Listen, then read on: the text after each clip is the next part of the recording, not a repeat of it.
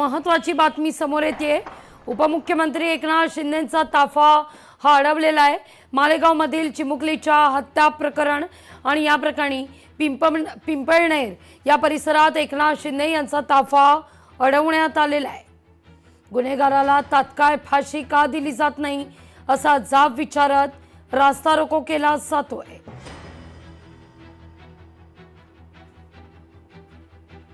उपमुख्यमंत्री एकनाथ शिंदे यांनी गाडीतून उतरून आंदोलकांची समजूतही काढली आहे।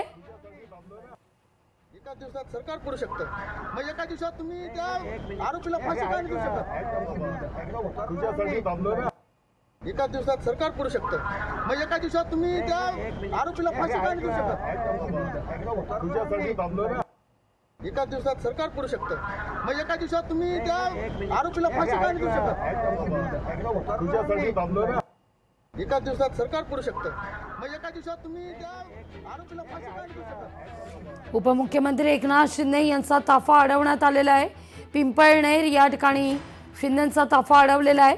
मालेगाव मधील 3 वर्षीय मुलीची हत्या प्रकरण आणि या प्रकरणी आरोपीला कडक शासन का होत नाही किंवा का फाशी दिली जात नाही हा सवाल उपस्थित करत आंदोलक आक्रमक झालेले होते।